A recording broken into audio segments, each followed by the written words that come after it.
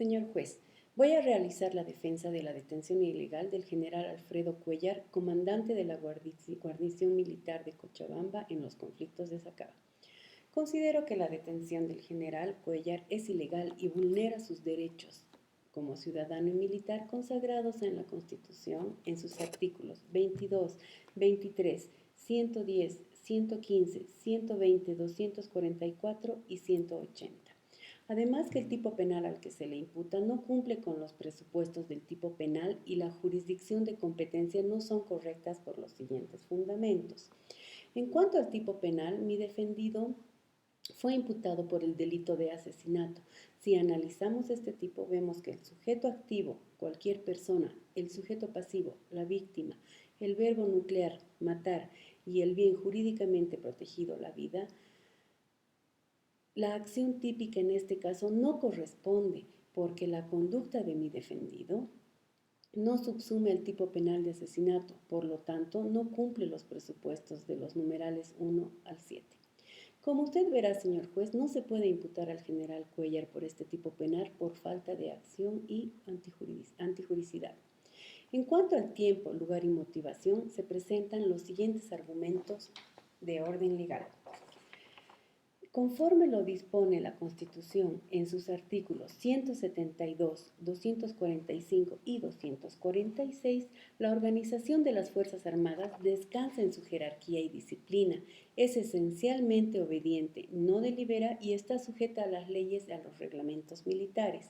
Dependen del presidente del Estado y reciben sus órdenes y tienen la atribución de ejercer el mando de capitán general en las Fuerzas Armadas y dispone de ellas para defensa del Estado. Por su parte, la Ley Orgánica de las Fuerzas Armadas, en sus artículos 6 y 7, señala que para el cumplimiento de su misión, las Fuerzas Armadas deben coadyuvar en caso necesario la conservación del orden público a requerimiento del Poder Ejecutivo.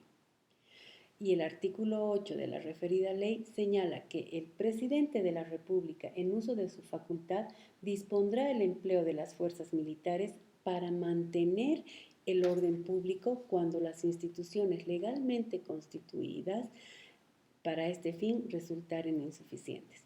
El Decreto Supremo 4078, que autoriza la participación de las Fuerzas Armadas en los conflictos, en su artículo 3 señala: el personal de las Fuerzas Armadas que participen en los operativos estará exento de responsabilidad penal cuando actúe en el marco de sus funciones constitucionales.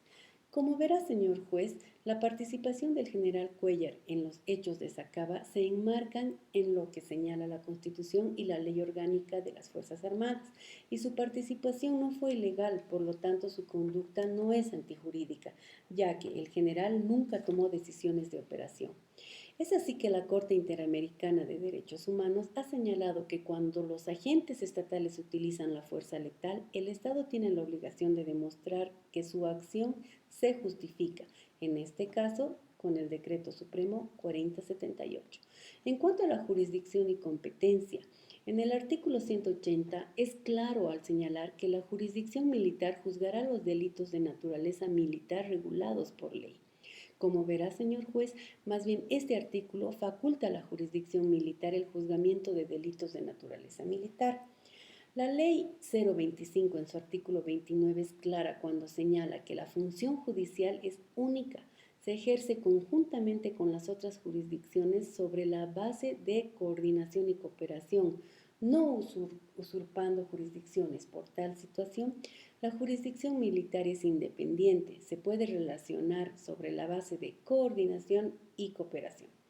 En cuanto a la jurisdicción militar, señor juez, la organización de las Fuerzas Armadas descansa en su jerarquía y disciplina y está sujeta a las leyes y reglamentos militares.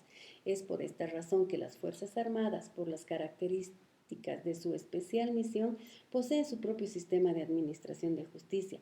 Pero aquí corresponde señalar, y entiéndase bien, que la jurisdicción castrense se limita solamente al juzgamiento de delitos esencialmente militares. Entiéndase como tales los que solamente las leyes militares prevén y sancionan porque afectan la institución castrense. El Código Penal Militar se aplica en todos los delitos cometidos por los miembros de las Fuerzas Armadas en actos de servicio dentro o fuera de los cuarteles. En cuanto a la inculpabilidad, el artículo 13 del Código Penal Militar es claro al señalar que son causa de inculpabilidad obediencia jerárquica, en estricta obediencia a orden del superior jerárquico en actos de servicio, responderá el que dio la orden. En conclusión, señor juez, como verá, dentro de mi fundamentación jurídica se hizo análisis de la teoría del delito, además del tiempo, lugar y motivación. Considerando los fundamentos jurídicos, presento excepción por falta de acción y falta de jurisdicción y competencia. Mi defendido, en el supuesto caso de ser juzgado, deberá ser en su jurisdicción y no en la jurisdicción ordinaria. Asimismo, el tipo penal calificado no corresponde al accionar de mi defendido.